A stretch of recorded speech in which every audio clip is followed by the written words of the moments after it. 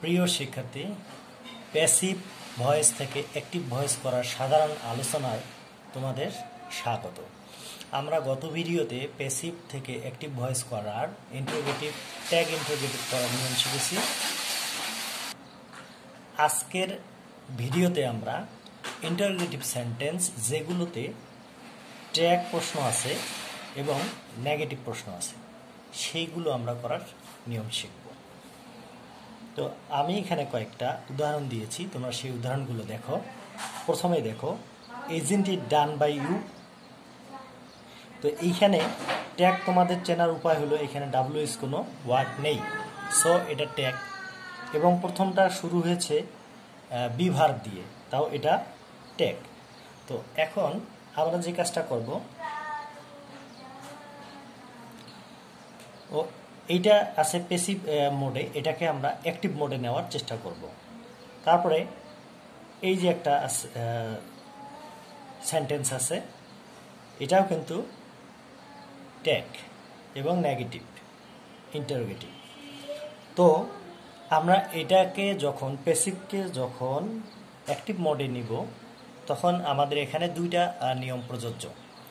একটা হলো সাবজেক্ট বা অবজেক্ট যদি নাউন হয়, অবজেক্ট বলতে কিন্তু আমি এটাকে বোঝাচ্ছি, এই যে এটা বাইয়ের পরে যা থাকছে সেটা যদি নাউন হয় তাহলে এক ধরনের নিয়ম প্রযোজ্য, আর এটা যদি নাউন না হয় তাহলে কিন্তু আরেক নিয়ম প্রযোজ্য। যেমন এখানে বাই ইউ, এটা কিন্তু নাউন না, এটা প্রোনাউন। আবার বাই রানা, এটা কিন্তু প্রোনাউন না, এটা নাউন। তো এটার বেলায় এক ধরনের নিয়ম আমাদের ফলো করতে হবে, আর এটার বেলায় আমাদের আরেক ধরনের নিয়ম ফলো করতে হবে। তো প্রথমে যে কাজটা আমরা করব, অবজেক্ট যদি নাউন হয় তাহলে আমরা কিভাবে করব। তো প্রথমে আমরা সাহায্যকারী ভার্ব লিখব।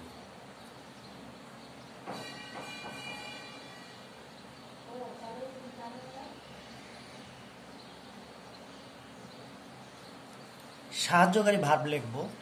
সাহায্যকারী ভার্ব লেখার পরে আমরা ওই যে অবজেক্টটা আছে এখানকার, সেই অবজেক্টকে সামনে নিয়ে আসবো, অর্থাৎ ওটা সাবজেক্ট হয়ে যাচ্ছে। তো এখানে আমরা লিখবো সাবজেক্ট।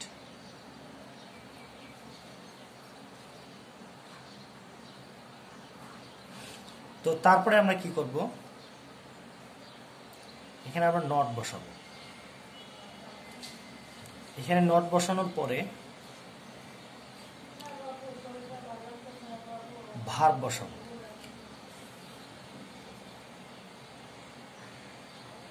তো ভার্বের যে ফর্মটা হবে সেই ফর্মটা কিন্তু অবশ্যই টেন্স অনুযায়ী আমাদেরকে বসাতে হবে। এর জন্য আমি ভার্বটা এখানে লিখে রাখলাম, কোনো ফর্ম না দিয়ে আমি লিখে রাখলাম ভার্ব। তো তারপরে আমরা কি করব, অবজেক্ট লিখব। অবজেক্ট লেখার পরে এক্সটেনশন লিখব এবং এরপরে প্রশ্নবোধক চিহ্ন দিয়ে বাক্যটি শেষ করব। তো বন্ধুরা, আমরা প্রথম থেকে এটা করে দেখে আসি।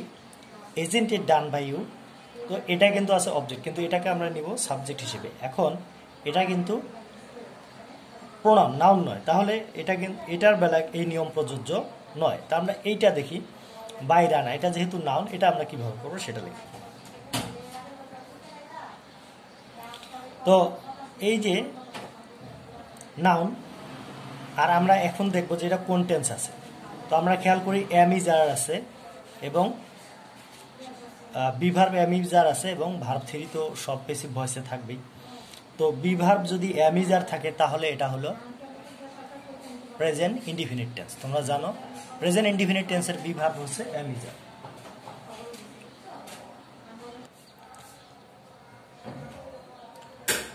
তো এটা প্রেজেন্ট ইনডিফিনিট টেন্স। তাহলে প্রেজেন্ট ইনডিফিনিট টেন্সের প্রথমে আমরা এখানে কিন্তু খেয়াল করি গঠন প্রণালী কীরকম আছে। প্রথমে সাহায্যকারী ভার্ব আছে, অক্সিলারি ভার্ব। তো আমরা জানি প্রেজেন্ট ইনডিফিনিট টেন্সের অক্সিলারি ভার্ব হচ্ছে ডু অথবা ডাস। তাহলে ডাস অবশ্যই বসবে, কারণ এটা হলো একজন। তোমরা এর নিয়ম জানো যে ডাস বসে একজন হলে এবং আই ছাড়া একজন হলে, তাহলে এটা রানা একজন, অবশ্য আই ছাড়া। তো এখন আমরা লিখবো ডাস। তো তারপরে আমরা চলে যাই সাবজেক্ট। তাহলে এটা সাবজেক্ট হচ্ছে, বাইয়ের পরে যা আছে সেটা সাবজেক্ট হিসেবে বসবে, তাহলে এটা আমরা রানা লিখব। তারপরে আমরা যে কাজটা করব, নট বসাবো। তারপরে ভার্ব।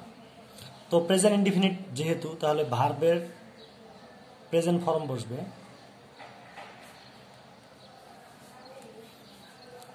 তারপরে বসাবো অবজেক্ট। অবজেক্টটা হচ্ছে দ্যাট।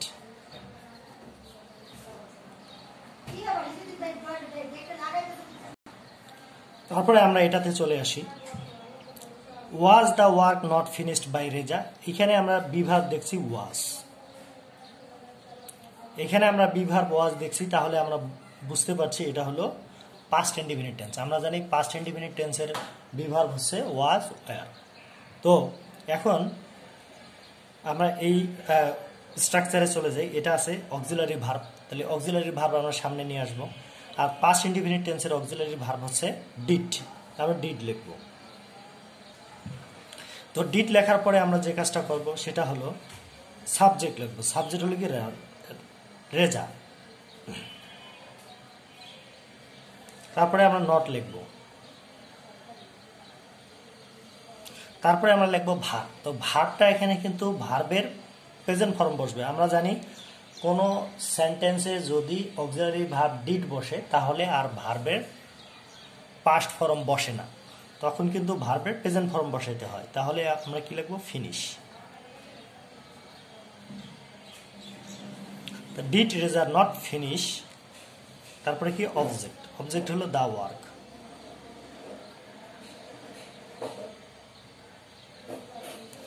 তো আশা করি বন্ধুরা এটা তোমরা বুঝতে পেরেছ।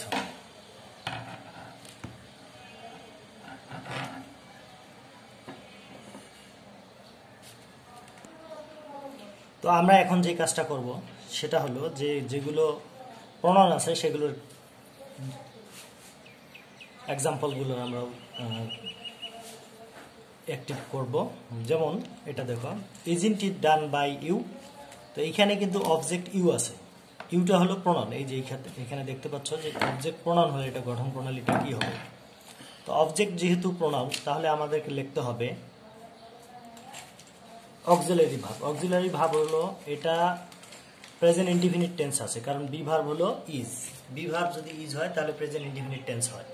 তাহলে আমরা এখন লিখবো এখানে অক্সিলারি ভার্ব হলো ডু। প্রেজেন্ট ইনডিফিনিট টেন্সের অক্সিলারি ভার্ব ডু ডাজ, এটা তোমরা জানো, সেজন্য আমরা লিখলাম ডু, কারণ এটা থার্ড পারসন সিঙ্গুলার না, তাহলে ডাজ হতো থার্ড পারসন সিঙ্গুলার হলে।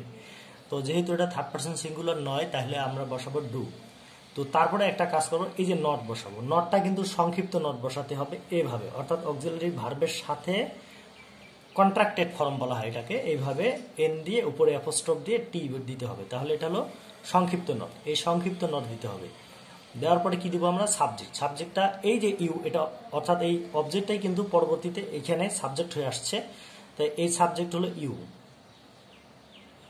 Don't you. তা ভার্বটা কি? ভার্ব হলো ডু। এটা ভার্ব পাস্ট পার্টিসিপল ফর্ম আছে ডান, আর এটা প্রেজেন্ট ফর্ম হচ্ছে ডু। তো তারপরে আমরা কি করব? অবজেক্ট লিখবো। অবজেক্ট হচ্ছে it. Don't you do it. তারপরে আমরা কি করব? প্রশ্নবোধক চিহ্ন দিয়ে বাক্য শেষ করব। তো বন্ধুরা আশা করি তোমরা বুঝতে পেরেছো। আমরা এই যে পরে আরেকটা উদাহরণ আছে, এই উদাহরণটাকে দেখি। Why not they being punished by authority. এবার আমরা যে কাজটা করব, এই যে অথরিটি, এটা কিন্তু প্রনাউন না, এটা নাউন। তো এটা যেহেতু নাউন, তো আমরা এই রুলটা খেয়াল করব। তো এখানে এখন আমাদের দেখতে হবে অক্সিলারি ভার্ব বসাবো। তো এখন এই অক্সিলারি ভার্বটা কি হবে? তো অক্সিলারি ভার্ব দেখার আগে আমাদেরকে টেন্স চিহ্নিত করতে হবে, এটা কোন টেন্স আছে। তাহলে এখানে বি ভার্ব আছে ওয়ার এবং being.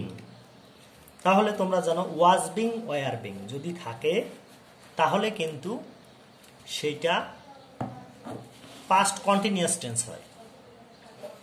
M being, were, am being, were, was, am being, is being, are being হলে প্রেজেন্ট কন্টিনিউয়াস টেন্স হয়। আর এখানে আছে ওয়ার বিং, তাহলে হলো পাস্ট কন্টিনিউয়াস টেন্স। এবার পাস্ট কন্টিনিউয়াসের অক্সিলারি ভার্ব কি? তোমরা জানো যে পাস্ট কন্টিনিউয়াস টেন্সের অক্সিলারি ভার্ব হলো ওয়াজ, ওয়ার। তো এখন এই যে এটা দেখি আমরা, এটা হচ্ছে অথরিটিতে, এটা মোটামুটি এক বচন ধরা যায়। তাহলে যদি এটা এক বচন ধরি আমরা, তাহলে কিন্তু ওয়াজ বসাবো।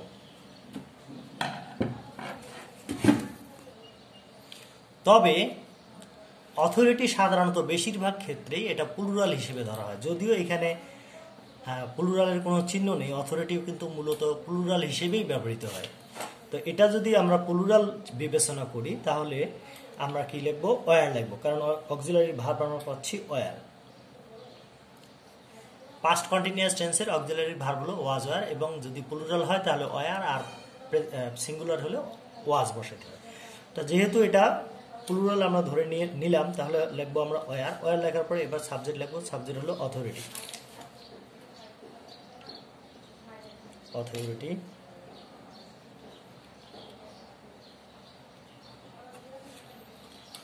তারপরে আমরা যে কাজটা করব, সাবজেক্ট লিখব। সাবজেক্ট লিখলাম অথরিটি, তারপরে আমরা কি লিখবো? নট লিখব।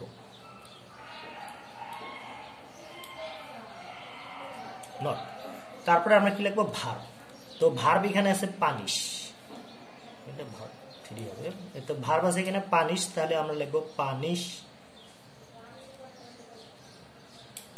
তো আমি যখন এই স্ট্রাকচারটা লিখেছি তখনই কিন্তু বলেছিলাম যে এই যে ভার্বটা কিন্তু অবশ্যই টেন্স অনুযায়ী বসাতে হবে, ভার্বের রূপটা কিন্তু টেন্স অনুযায়ী এখানে লিখতে হবে। তো এই জন্য আমি কিন্তু এখানে শুধু ভার্ব লিখেছি। তো এখন আমরা এখানে দেখছি যে এটা হলো পাস্ট কন্টিনিউয়াস টেন্স। তোমরা জানো কন্টিনিউয়াস টেন্সগুলোর ক্ষেত্রে ভার্বের সাথে কিন্তু আইএনজি যুক্ত হয়, তাহলে এখানে আমরা আইএনজি যোগ করলাম। তাই ওয়্যার অথরিটি নট পানিশিং, তাহলে দে আছে, এই যে দে, এই যে দেকে আমরা শেষে যদি নিই অবজেক্ট হিসেবে তাহলে হচ্ছে দেম।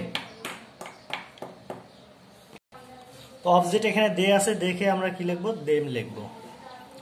দেটা অবজেক্ট, অবজেক্টটা যদি এখানে সাবজেক্ট হিসেবে থাকলে দে হবে, আর অবজেক্ট হিসেবে গেলে দেম হবে, তাহলে আমরা লিখলাম দেম। আশা করি তোমরা এটা বুঝতে পেরেছ। আমরা আরো কয়েকটি উদাহরণ দেখি। Is the meeting not being disturb by them? তো এখন এটা আমরা লিখবো কিভাবে? প্রথমে আমরা সাহায্যকারী ভার্ব দিব। তো সাহায্যকারী ভার্ব আমরা দেখব যেটা কোন টেন্স আছে। আমাদেরকে প্রথমে কিন্তু যে কাজটা করতে হবে এটা হলো টেন্স আইডেন্টিফাই করতে হবে, এটা কোন টেন্স আছে, সেই টেন্স অনুযায়ী কিন্তু সাহায্যকারী ভার্বটা বসাতে হবে। এই যে আমরা অপর পৃষ্ঠায় দেখি, অপর পৃষ্ঠায় আমরা দেখতে পাচ্ছি যে প্রথমে কিন্তু আমরা সাহায্যকারী ভার্ব লিখেছি। তো সাহায্যকারী ভার্বটা লেখার ক্ষেত্রে এই যে এখানে কিন্তু সাহায্যকারী ভার্ব প্রথমে আছে, এখানেও প্রথমে আছে। তাহলে সাহায্যকারী ভার্ব লিখলে আমাদের কি করতে হবে?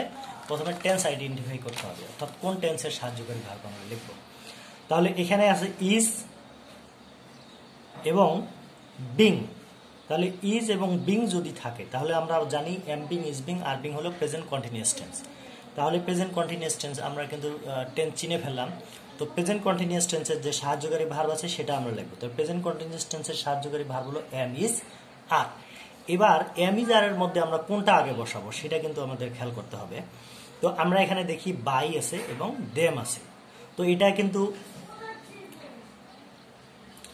দেম, অর্থাৎ এটা কিন্তু একজন না।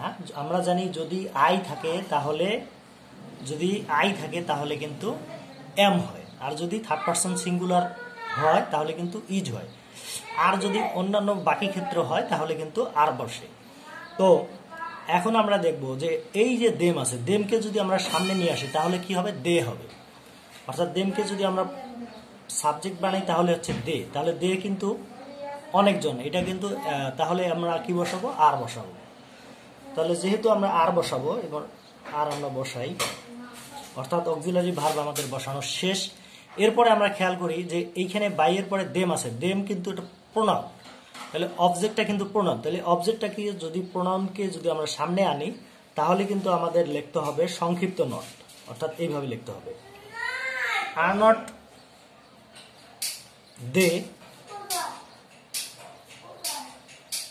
তারপরে হলো আমাদের কি লিখতে হবে? ভার্ব লিখতে হবে, অর্থাৎ আমরা যে পরে যে স্ট্রাকচারটি লিখেছি সেই অনুযায়ী লিখতে হবে, অর্থাৎ এইটা অনুযায়ী লিখতে হবে। অবজেক্ট যদি প্রোনাউন হয় তাহলে প্রোনাউন, সাহায্যকারী ভার্ব লিখলাম, সংক্ষিপ্ত নট লিখলাম, সাবজেক্ট লিখলাম, তারপরে ভার্ব লিখবো।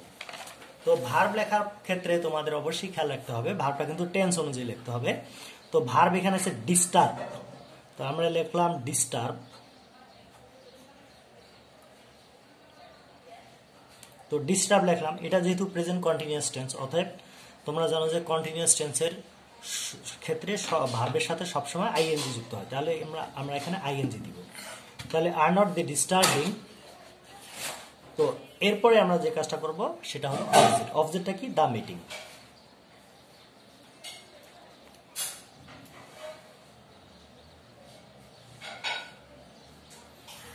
তো আশা করি তোমরা এই সেন্টেন্সটি করা বুঝে ফেলেছো। এরপর আমরা এই সেন্টেন্সটা দেখি। Have the thiefs not been caught by police. তো এখন আমরা কিন্তু খেয়াল করব যে এটা কোন টেন্স আছে। তাহলে এখানে হ্যাভ আছে এবং এখানে বিন আছে। তাহলে হ্যাভ বিন, হ্যাজ বিন, এটা জানো তোমরা প্রেজেন্ট পারফেক্ট টেন্সের বিভার। তাহলে সেন্টেন্সটা প্রেজেন্ট পারফেক্ট টেন্সে আছে। এবার প্রেজেন্ট পারফেক্ট টেন্সের যে অক্সিলারি ভার্ব আমরা সেটা লিখব। প্রেজেন্ট পারফেক্ট টেন্সের অক্সিলারি ভার্ব হলো হ্যাভ, হ্যাজ। তো যেহেতু এখানে পুলিশ আছে, তো আমরা একটা কাজ করতে পারি, পুলিশকে আমরা সামনে নিয়ে আসি। যেহেতু পুলিশ একটা বাহিনী, অতএব পুলিশ একটা প্লুরাল হবে, অর্থেই এখানে ব্যবহৃত হবে। সেজন্য আমরা পুলিশের ক্ষেত্রে আমরা এখানে কি লিখবো? Have, has. তাহলে হ্যাজ বসে থার্ড পারসন সিঙ্গুলার হলে, আর বাকি সব ক্ষেত্রে হ্যাভ বসে, তাহলে আমরা পুলিশকে যেহেতু প্লুরাল ধরলাম, তাহলে আমরা হ্যাভ বসাবো, হ্যাভ। তো এই অবজেক্টটা কিন্তু নাউন আছে। তো এই অবজেক্টটা যদি নাউন হয়, তাহলে এটা সাবজেক্ট আকারে আসলেও কিন্তু নাউনই থাকবে। তাহলে আমরা কি লিখবো? Police, police. তারপরে আমরা কি লিখবো? নর্থ। তারপরে কি লিখবো আমরা? ভার্ব। তো ভার্ব এখানে কি আছে? কট।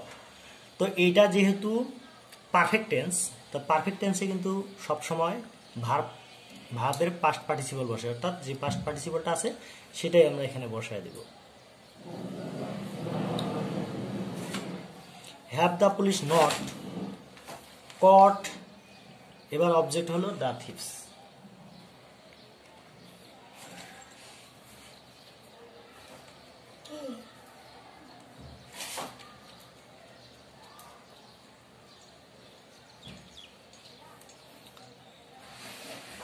আশা করি তোমরা এই সেন্টেন্সটিও বুঝতে পেরেছো। এবার আমরা লাস্ট সেন্টেন্সটি শিখবো। তো লাস্ট সেন্টেন্সটিতে দেখি আমরা had not we asked by you. তো এইখানে আমরা খেয়াল করবো এটা কোন টেন্স আছে। তো এখন আমরা দেখছি যে এখানে হ্যাড আছে এবং এখানে আমি একটু লিখতে ভুল করেছি, এখানে আমরা বিন লিখবো। তাহলে had not we been asked by you. তো এখানে হ্যাড এবং বিন আছে যেহেতু, তাহলে আমরা বুঝতে পারলাম যে এটা পাস্ট পারফেক্ট টেন্স আছে। তো যেহেতু পাস্ট পারফেক্ট টেন্স আছে, পাস্ট পারফেক্ট টেন্সের বিভার্ব হলো হ্যাড বিন।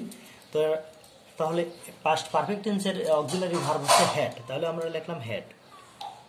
এবার আমরা অবজেক্টটা ফলো করি। অবজেক্টটা হচ্ছে প্রোনাউন। তাহলে অবজেক্টটা যেহেতু প্রোনাউন, তাহলে এটাকে আমরা যদি সামনে নিয়ে আসি তো প্রোনাউনই থাকবে। তাহলে প্রোনাউনটার যেহেতু, তাহলে উপরে আমাদের যে নিয়মটা আছে সেই নিয়মটা খেয়াল করতে হবে, হ্যাডন। তারপরে কি? সাবজেক্ট লিখতে হবে। সাবজেক্ট হলো এই যে অবজেক্টটা আমরা সামনে নিয়ে আসবো, তাহলে এটা সাবজেক্ট হয়ে যাবে ইউ। তো হ্যাডন্ট ইউ। তারপরে আমরা ভার্ব লিখবো। তো এখানে ভার্ব আছে ওয়াস্ট, অর্থাৎ পাস্ট পার্টিসিপল আছে। আর যেহেতু এটা পাস্ট পার্টিসিপল আছে যেহেতু, আর এটা যেহেতু পাস্ট পারফেক্ট টেন্স, আমরা জানি পাস্ট পারফেক্ট টেন্সে সবসময় ভার্ব পাস্ট পার্টিসিপলই হয়, অর্থাৎ এই ভার্বটা এখানে বসবে, হ্যাডন্ট ইউ ওয়াস্ট। তারপরে আমরা একটা কাজ করব, এই যে সাবজেক্টটা এখানে আছে সেই সাবজেক্টটা আমরা এখানে নিয়ে আসবো অবজেক্ট আকারে। তাহলে অবজেক্ট যদি এখানে বসাই, তাহলে উই যদি সাবজেক্ট হয়, এটাকে অবজেক্ট করলে আস হয়ে যায়। তাহলে আস লিখলাম। তাহলে হ্যাডন্ট উই ওয়াস্ট আস। আশা করি তোমরা এগুলো বুঝতে পেরেছো। আশা করি তোমরা এগুলো সব টেন্সের দুটো একটা করে প্যাসিভ ভয়েসের সেন্টেন্স লিখে তোমরা সেগুলোকে অ্যাক্টিভ ভয়েস করবে, এবং অ্যাক্টিভ ভয়েস করার পরে প্র্যাকটিস করে আমাকে দেখাবে।